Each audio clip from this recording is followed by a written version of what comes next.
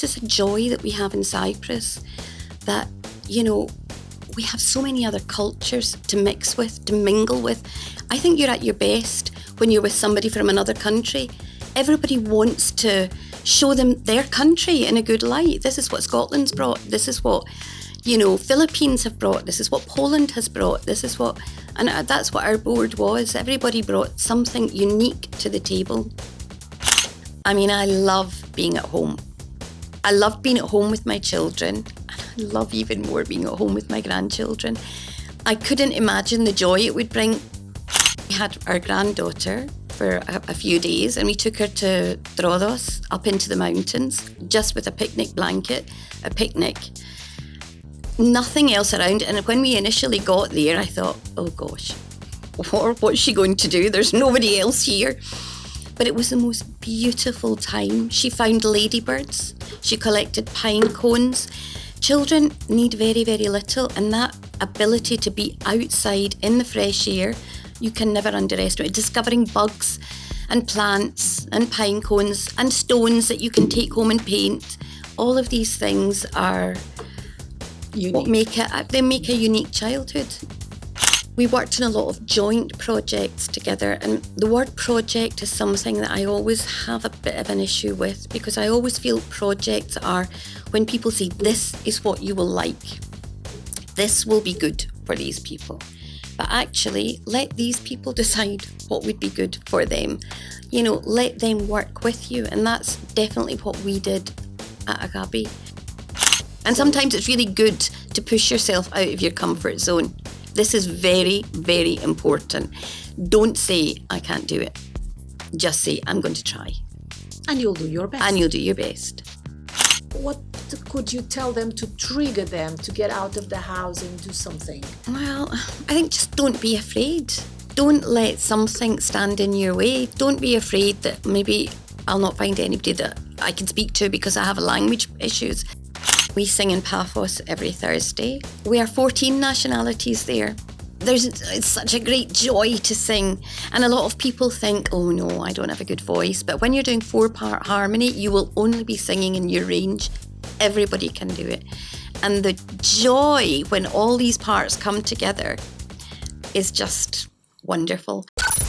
People, stories, social issues, environment, sports, arts and culture, life, urban issues, innovation. This is the El Air Uncut. Welcome to Limassol Ambassadors, the podcast of El Air Uncut channel where we talk about diversity. And the way we talk about diversity is the best possible way. We bring here real people with their own stories that are the best way for us, that are the best, let's say, witnesses for us, the best reporters for us to understand what have they been through and how they have become active citizens of Limassol. For all those who have watched these podcasts or listened to our podcasts, we would like to say a big thank you, and we hope they enjoy this last podcast of the first season, because we have with us today someone that, in my opinion, could be relevant to the majority of the foreigners living in Limassol right now. Because from my preliminary research, in fact, the majority of foreigners living right now in Limassol, the majority is women. So we will at some point be able to give you some precise data.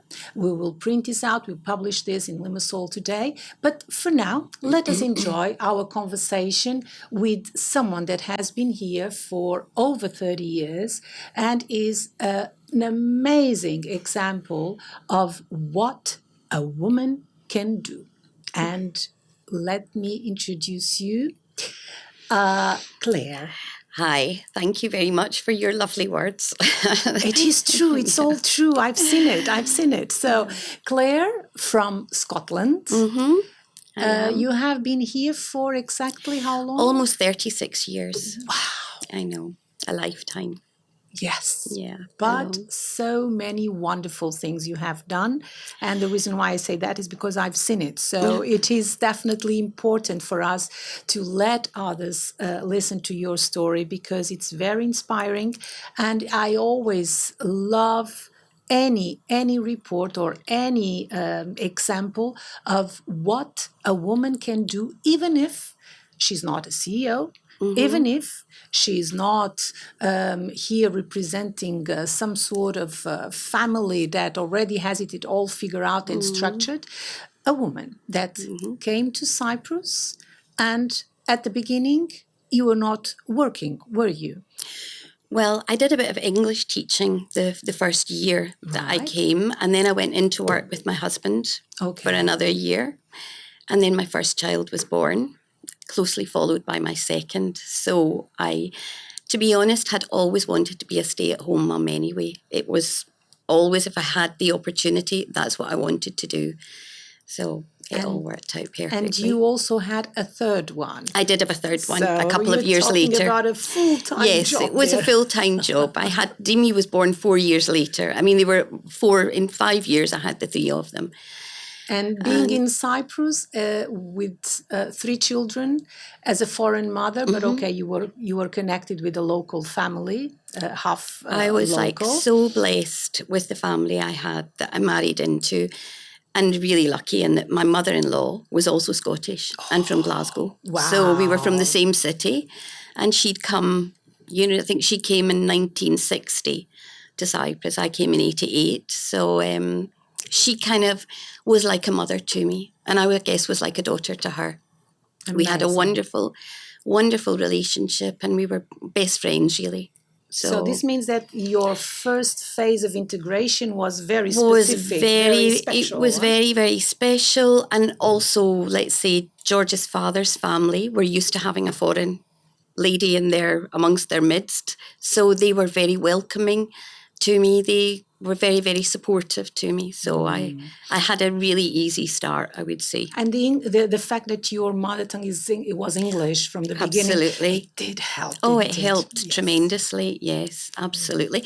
And having somebody who'd left her home and her mum and dad as well and her family, my mother-in-law really understood low points or things that might have been difficult for me. So she was always there for me. And so I have to say I was very, very blessed. A special support that, of course, not all Definitely. all of us and not all the foreigners enjoy. But nevertheless, you still had some difficulties at the time. We're talking about 30 years ago. Oh, yeah. You still had to be very creative in order to bring up your kids the way you wanted, yeah? Definitely. There was nothing here at that time for children, And in many ways, I think that had its good attributes as well, because, I did everything with the children together. We made our own games. We created our own play.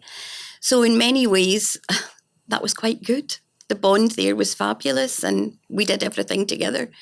And somehow you developed the family in a very unique way, right? I mean, you were part of that spirit that also taught them to discover and explore and enjoy things around them. Absolutely. You were saying about the pleasure you have of going to the villages and the mountains. Yes. What would you do with your children when you do that? Well, for instance, 2 weeks ago, we had our granddaughter for a few days, and we took her to Troodos, up into the mountains, just with a picnic blanket, a picnic, nothing else around. And when we initially got there, I thought, oh gosh, what's she going to do? There's nobody else here.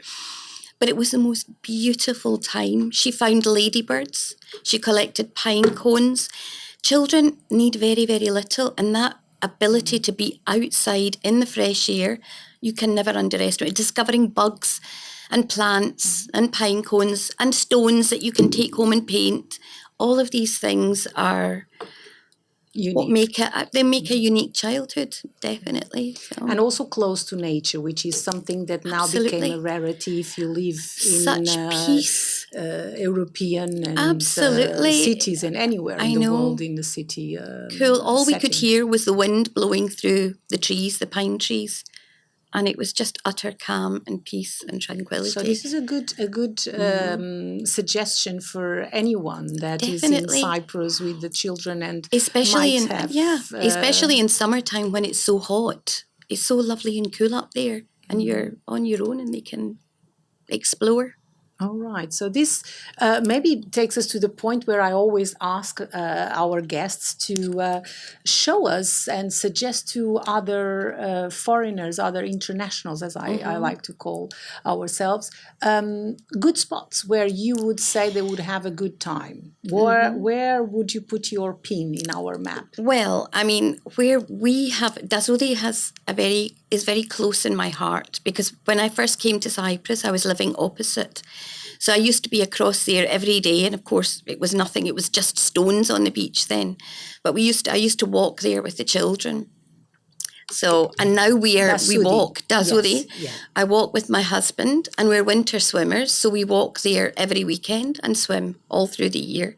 And so Very good Dazodi suggestion. is. So we're going to have a I think I'm going to have pin. to put my own glasses on, I'm Okay, afraid. please do.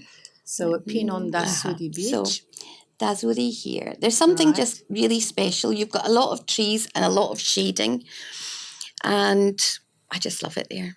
I do like it. Agree with you, 100%. Yes. And the second And the suggestion, second what one would you is like where to- we used to swim in the summertime was always Okay. Kurium Beach, which Kurium Beach. is... I'm going to bring it back closer to you. Yes, Kurium Beach. Oh, right, Kurium Beach, There.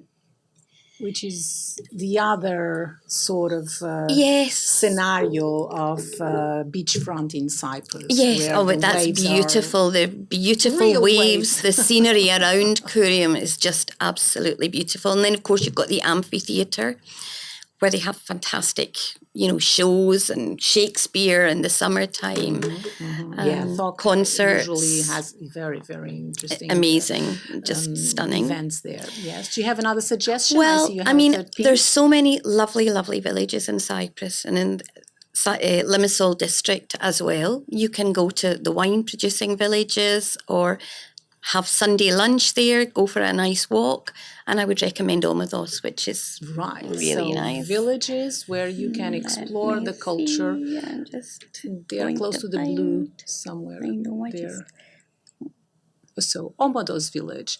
I agree 100% with you. Omodos has also developed quite well their areas that before would be just a monastery, and now they have not just the monastery, they have so much more. They have shops, and they also have a lot of wine-related business. Yeah, there, it's there. I just can't see it. Yeah, you can For just put there looking at next it? to Okay. the blue. Yes, I can see it from here. I just couldn't see Very it. good. So what would you do in Omodos? Well, it's beautiful to go up. There's the winery there. There's the lovely village to have a walk through. Lots of local produce is sold in the small shops there. Nice walks to have, coffees, lunch. There's lovely places on a Sunday with live music, and it's just a lovely atmosphere. And I think all of the villages in Cyprus They offer offer quite a lot. something. Yeah. What about the communication with the people? I know you speak Greek, right? Yes. Yeah. Yeah, I mean, I think as an English speaker, most people prefer to speak to you in English. The minute they know that you are an English speaker, even if you do speak in Greek, they will kind of be like, yeah, okay, we'll reply in English. Now, I don't know if that's because my Greek is not so nice to listen to, but I can communicate very well. I mean, my family are all Greek speakers. We eat regularly together, and the only language spoken in our house is Greek, really. Oh, right. Yeah. Really? So you have three children, and your husband speaks perfectly English. So do the children. I know. They are fluent, but their language is Greek. And I always wanted to reinforce their being Cypriot, because I think it's nice to have an identity and a culture that you belong to, not that I'm nationalistic, I don't mean that, but I think it's nice to feel a part of something. I always wanted them not to feel like foreigners in Cyprus. I wanted them to feel like they belonged here, so I guess that's why they They're much more comfortable. And now they all work here. They are all settled here, all the They're children. all settled here. 2 are married. Michaela's married. Louis married. And Dimi is got a lovely partner, but not married yet. Very good. So it means that the family is expanding. Yes. Expanding. I've got 2 lovely grandchildren now, so... Lovely. Yeah. So we'll come to that a little bit later on again.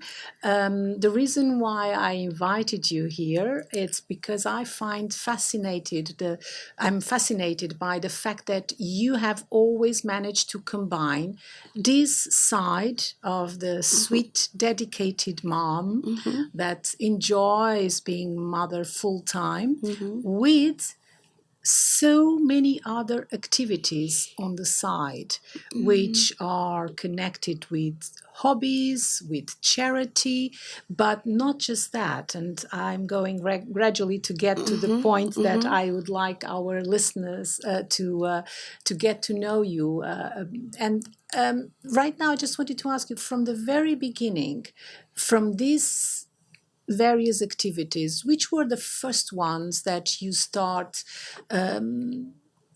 let's say, feeling that you need to have something as well on the side just for you? What were the first activities that you developed? Because back then the options were not that many, but what are maybe also this would help people to understand that you don't really need to do something that requires investment. I have certain ladies with whom I have spoken that they say, well, sometimes being part of this or that association, it requires a membership, and the other requires a certain investment that not everybody can do. Give us your examples. Yeah, I think it is important to have something of your own, especially if you're at home with children, because when you're at home with children, nobody will give you, you're at the end of the day, you're not going to say, well, that was a big success. I've closed this deal and I've done that. Because most of the time, if you're a stay-at-home mum, when your day's over, you think, oh, I could have done that better. I wish I'd done this. I shouldn't have done that. There's not really any idea of how well you're doing, and most of the days I think you're feeling you're not doing well enough, kind of thing. So I think it is important to have something that is just yours and you feel, yes, I have done something good. That was exactly as I wanted it to go. And probably it was just easier for me to be involved in kind of charity. So when Louis and Michaela went to nursery school, I used to go to Theodokos, which is a school for children with cerebral palsy, children and adults actually. And I met other people up there. So I enjoyed doing that. I joined a gym. I did things like that so that I had something that was mine. I've always needed that. But I have to be honest that with 3 children, there isn't that much extra time. You're either, even when they're young, they're with you all the time. Once they get bigger, you're sort of cooking all morning, and then in the afternoon you're driving private lessons here. You do a lot of, you're covering everything, because you're a stay-at-home mum. You don't actually sometimes feel you have the right, almost, because you think, well, I've got the luxury of being a stay-at-home mum, so I should be here and doing it all. So it was really, I would say, once my 2 older children had graduated school and then were on their way to university, and the youngest was approaching the army, I felt, oh God, I want to do something now. I've got something to give, and I really want to do it. And it just, everything kind of fell into place for me, I mean, at that point in time, I think the migrant crisis had really started. The Syrian war had started. There was a lot of refugees coming. And the Catholic Church really wanted to start Caritas in Limassol. And I was asked if I wanted to be a part of it. And it was just, at the very perfect time for me, And we started off very, very small. We opened one morning a week in the church. We had some clothes that had been donated, some dried foods. We had a lawyer. I mean, when we started, I should have said this first, we had the most wonderfully diverse board. We were 10 people and we were 8 nationalities. And I think this is a key, and this is a joy that we have in Cyprus, that, we have so many other cultures to mix with, to mingle with. I think you're at your best when you're with somebody from another country. Everybody wants to show them their country in a good light. This is what Scotland's brought. This is what, Philippines have brought. This is what Poland has brought. And that's what our board was. Everybody brought something unique to the table. And so we started off very, very small. One morning a week, we had a lawyer. Our treasurer was the CEO of one of the oil companies here. So we were Volunteers, all volunteers, yeah. And we started just that one day a week. And I remember we had 2 or 3 ladies came who were Syrian refugees for a bit of legal advice. And then they could have a coffee there. And it just grew from that point. As the crisis got worse, Catholic Relief Services said that they would sponsor us on a project. And the project involved opening a migrant centre. And that migrant centre would offer vocational and educational classes. It would be a centre where people could come in and have a coffee, meet together. Integration was key at that point in time. And I mean, I have to talk about integration, because integration for us can be difficult, but integration for a refugee is something completely different, because we're coming with something. These people are coming with very, very little. The only thing they have is the hope and the desire that they're going to be able to make a life for themselves. They want what we do, a life for themselves and an opportunity for their children. And they don't really have anything because there's very limited jobs that they're allowed to do at that point in time. So integration for them is very, very challenging kind of thing. So we started the migrant centre, and by that time, we had a food bank which was supporting, at the end of it was supporting 300 families monthly. So people would come weekly. But the classes were just wonderful. We had woodwork classes for boys. Again, it was an English artist and carpenter who came and taught them basic woodworking skills. We had our sewing classes. We had English classes, Greek classes, and they were quite good. Although Greek classes and English classes are offered on the island, for mums, especially, mums coming from Syria, most of them had children and weren't working and couldn't have come later in the day to a class. Whereas with us, they could come and bring their children and do it. There was no charge, obviously, for it. They could have a cup of coffee. It was just a welcoming. When I walked into our migrant centre, I felt a joy. I really felt a joy that I'd never experienced before. And it was the coming together of everybody. We did classes for children as well. We did Syrian, because for these children, they were coming. It's like we send our children to school and they learn English. They learn how to read and to write and all these. So we did Syrian, and we did also support for Syrian and Arabic children going into Greek school. And we had fantastic Cypriot volunteers who did. I mean, this is the amount of people who will volunteer. It just needs to be harnessed. People need to see what they can do. And for instance, we had one very special lady, Cypriot lady, who came in, and she would take care of the family. She would go and help with integration. She would pick them up on a Sunday and take them out for ice cream at Molos, take them to see Cypriot things, speak to them in Greek, help them with their homework. I mean, it was just incredible.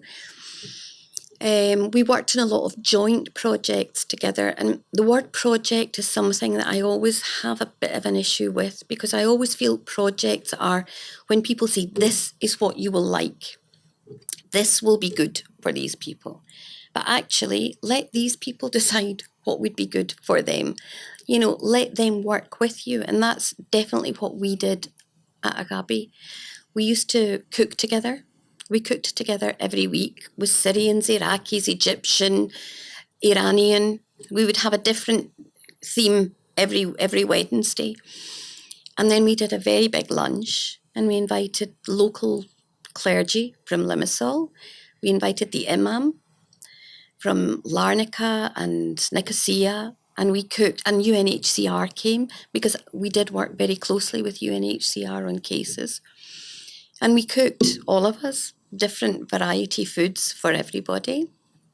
And it was just wonderful. And the girls felt great because they were giving back. They were contributing. It was a thing that we did together. It wasn't like we're going to help you here.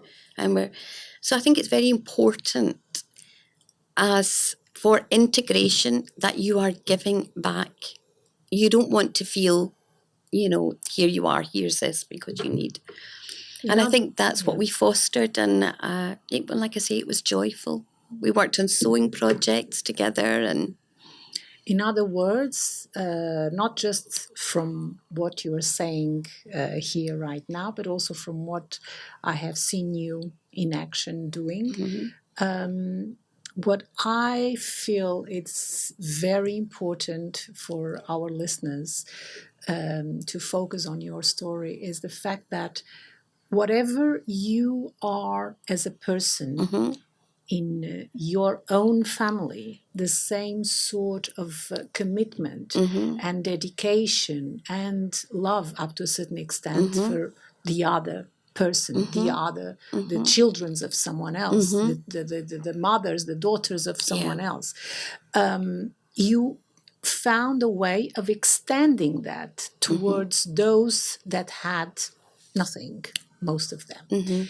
And I think that it is but really also inspiring, the fact that you didn't do that only like a once a week sort of no, it was a full time. Activity. It was full time. I know for a fact that it came to a point where it was like 7 days a week, which is again not the right thing, because we always end up by being a little bit, giving a little bit too much. We need as well to kind of find a good balance. But when we love what we do, I think everybody does that at some point. We lose track and we just, working day and night. Well, that's it, because it was evolving and everybody was giving as much as they possibly could. And I definitely had the time, because then Dimi was off studying. So I had the time, and I can't tell you, I got so much. It was a privilege to be part of it,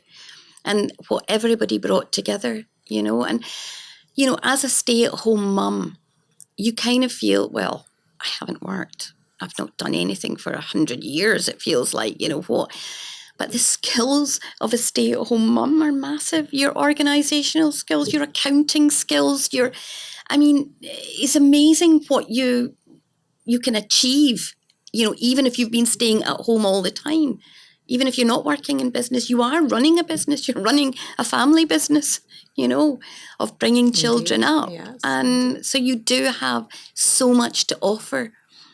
And I think that surprised me.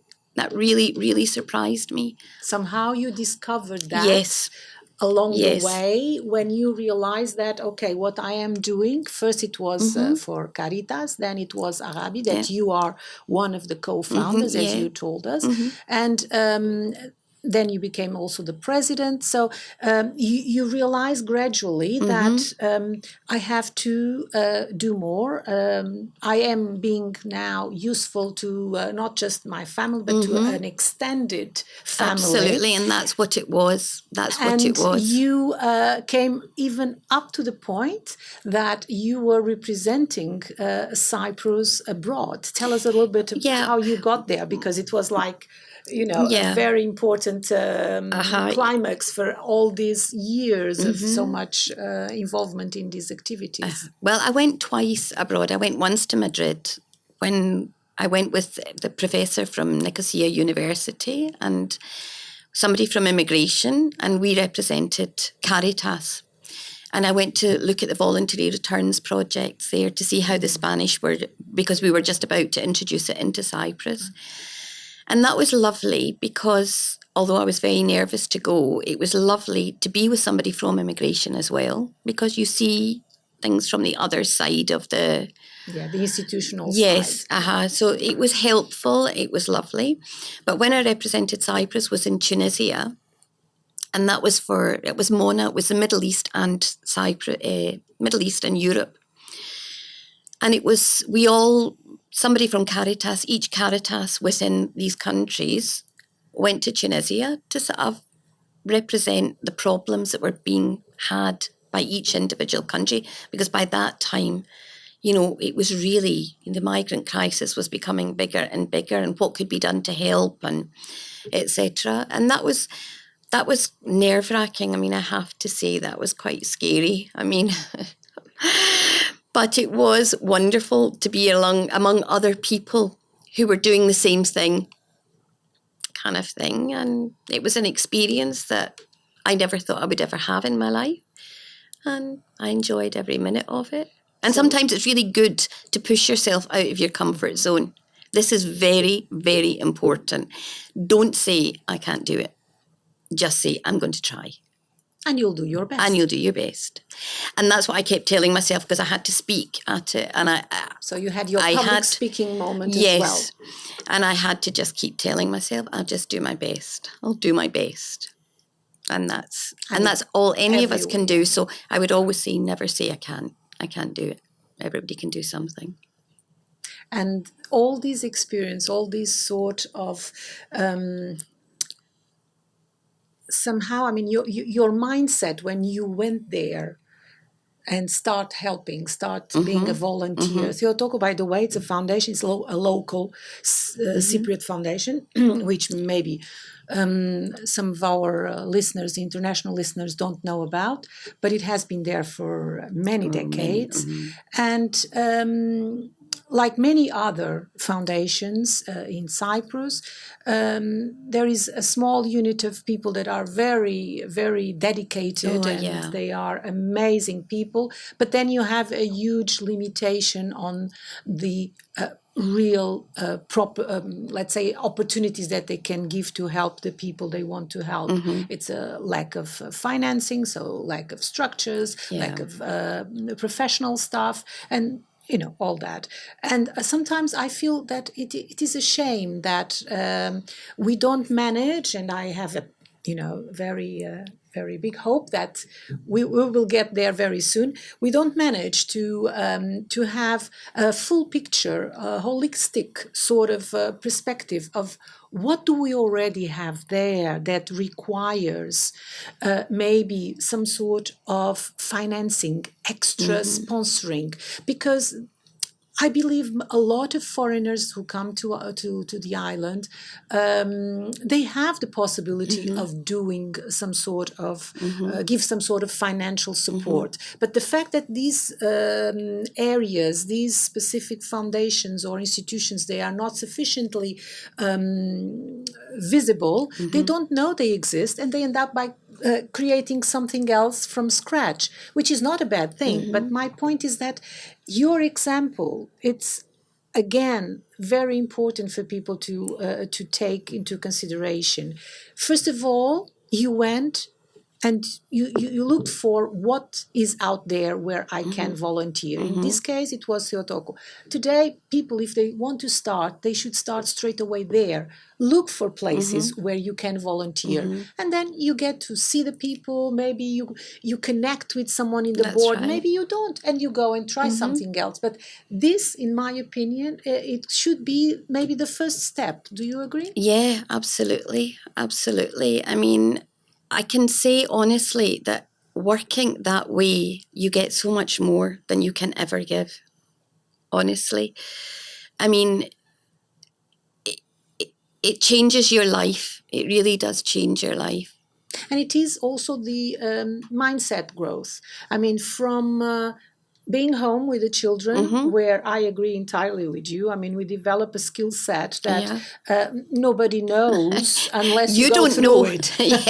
You don't know you have it until you. That as well. So, but then to be in contact with the community is crucial for us internationals, because there you get to improve your Greek, you get to know other people, you get to discover other internationals, and then you decide, like you did, go and create something on your own. And then you had AGAPI, yes? Yes. Then Tell us, how did you start with that? We had the migrant centre by that time. It was up and running, but our food, although we were funded, we didn't obviously get funding for our food bank. which by that time was 300 families every month. So it was, I mean, our food bills probably in those days were about €1,200 per month. That was just the food bills. So we thought we had to get bigger. We really wanted to be independent, and just we felt we had all the tools to be able to be independent. So we just went for it, and we opened our big charity shop next door to us, which then gave us a lot of funding, because it's one thing, we were self-sufficient then, completely self-sufficient. We had to make our own money. We had to pay our own rent. We had to pay our own internet bills, our own, everything, our electricity, water, over 1,000 a month. So it was massive amounts of money we needed. Of course, we didn't just stop like that. We knew we could do it. We started the charity shop. We knew we were going to be able to do it. And we did a lot of fundraising as well. So basically, there you have all the setup of everything. Business. That's right. So we had two main events, and you were at one of. We used to do every year the Christmas Carol concert, which it wasn't the most tuneful, we have to say, but the vibes were amazing. That's right, because we had so many different groups of people. Mm-hmm.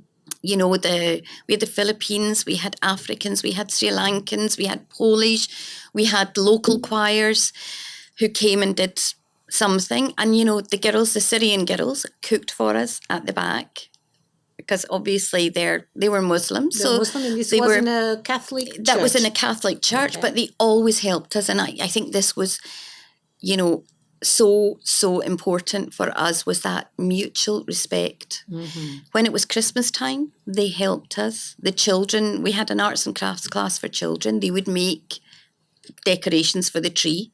Mm-hmm. When it was Eid, we did lots of decoration. We decorated the migrant centre for Eid. And there's just something lovely about that mutual respect for each other, and very, very, very important. So anyway, to go back to the point, we had to make money. We just had to keep. So that's why it became a full-time job. We did regular coffee mornings. We had our two main events, which was our carol concert and our sangria at sunset was the summer. And we engaged sangria at sunset. What an event for it was a lovely event. And people came and performed at it. I know, amazing. It was lovely. Yes.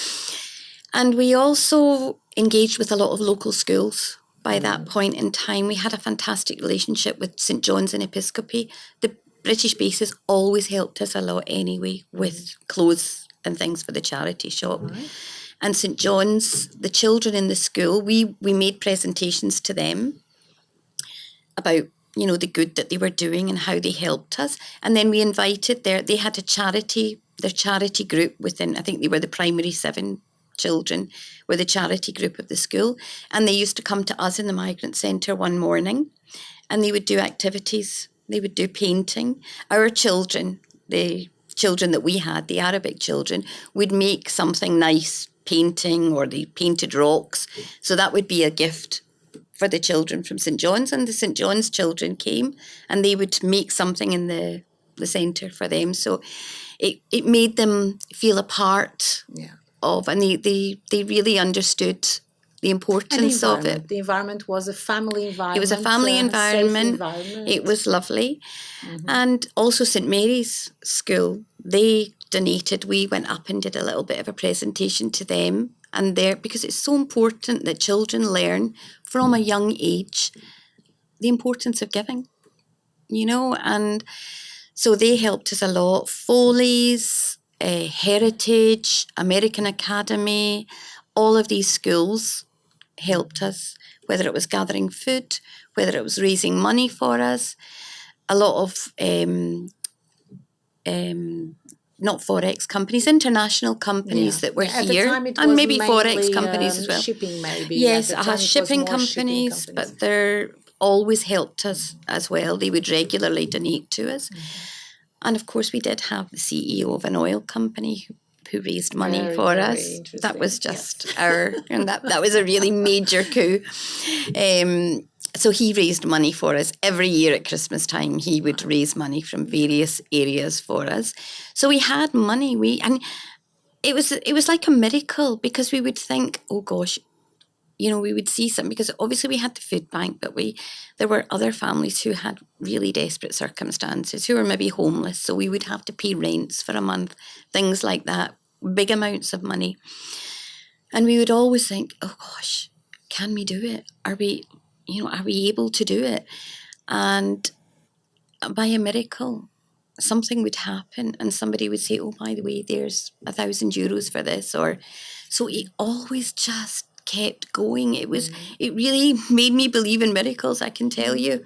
Okay, you believe in miracles, I believe in people. Yeah, I know, that right, too. So I think that this is what, again, I felt that you had to be the one closing our first season, because your story shows exactly one of the most important points in the potential of diversity in a city, whatever size, to be a positive development and bring positive social impact. Because when you have a positive person like yourself, you will be volunteering in this ABC event, you are going to meet other positive people, and then these people end up by doing more and more and more. And when you are in such an environment, well, we have the situation we had with you, from staying at home mom, you went all the way to represent Cyprus in an international conference. It's very, very important for people to understand that everything changes and everything evolves. Absolutely. Our lives evolve. Our own mindset evolves. But if we stay home and don't get out of the house, absolutely. Nothing will ever happen. Absolutely. Well, now you can even do that from home with online potential corporations. I do a lot of things from home. But no, my point is that for the local community, in order for us to create beautiful communities like you managed to create through these centers, we really have to tell everyone, especially moms that are here, that maybe they don't feel comfortable to go out because they cannot understand what's happening around them. Some of them most of them they don't know Greek, and some of them they don't even know English. And that is a very, it's a scary sort of situation. So they end up by staying home, and they just have, I know cases that they just have daily conversations with their families somewhere in Asia or somewhere far away from Cyprus. And I think this is a very easy thing to do. Volunteer. Absolutely. Start doing something. If it's not for your own community, because your own community, for whatever reason, doesn't have enough people here, look for another international community. What would you say is the most important, let's say, mind process for people to get out of the house and start volunteering? The brain, what is it, that click, what could you tell them to trigger them to get out of the house and do something? Well, I think just don't be afraid. Don't let something stand in your way. Don't be afraid that maybe I'll not find anybody that I can speak to because I have language issues. Just don't be afraid. Look online. You will find areas. I mean, AGAPI are still looking for volunteers in their AGAPI, charity by shop. the way, it's AGAPI.org. Yes. .org. Yeah, Okay, so it's actually just because we're not a registered association anymore. It's changed now, and I'll need to double check what it is. But if you look online, you will see for sure AGAPI. If you look past, AGAPI, yes, you'll find events, it. Yes. So AGAPI, by the way, it means love. In Greek, and I think this is an amazing way of swap into another point that I would like you to briefly give us your insight. We know for a fact that there are many women very active all their lives. They might have even a full life career, and then at some point, because their children are at the phase of having their own children, they become grandma. And I know so many that have decided to stay. Okay, some of them, they are doing it part-time, but nevertheless decided to dedicate, even though they are still 60 or even less, they decide to dedicate again their lives to bring up their grandchildren. I want you to explain us how does that happen Well, in a very few for me, minutes. I always knew that would be, when I went into AGAPI, I always said, once I have a grandchild, I am out, because I knew that would be what I want to do. I mean, I love being at home. I love being at home with my children, and I love even more being at home with my grandchildren. I couldn't imagine the joy it would bring, because it's not like it was something I was desperate for. I just was happy my children were okay and they were doing well. But when my grandchildren came along, I think I think you're better, because you don't worry, you don't sweat the small stuff when you're a grandma. Everything is just much easier, especially since you can hand them back at the end of the day and you're not going to have a sleepless night. You have so much to give. So for me, it was always, I knew I would come back to this. I knew that's what I wanted to do. I wanted to be there for my grandchildren, because my daughter wants to go back to work and she has a great career, but she's working part-time, and I think it's important. I'm very happy that she's gone back. I mean, even though I was a stay-at-home mum, I think it is important to have something else in your life as well. So she's working part-time and she's really happy with that. But I do have other things as well. And I think, I've always loved singing. I've been part of choirs for the last 20, 25 years. And that's another thing, if there's any foreigners who are looking for something else, because I'm part of a 4-part a cappella harmony, and we sing in Paphos every Thursday. That's why she has such a nice voice. It's hoarse. And we are 14 nationalities there. I think many countries covered. Should be called diversity choir. Yeah, we should be, really. And it's such a great joy to sing. And a lot of people think, oh no, I don't have a good voice. But when you're doing 4-part harmony, you will only be singing in your range. Everybody can do it. And the joy when all these parts come together is just wonderful. And we are actually representing Cyprus in Amsterdam, at a competition in Amsterdam, in March of next year. Here she goes again. We're called Spellbound. You will find us Spellbound. Oh.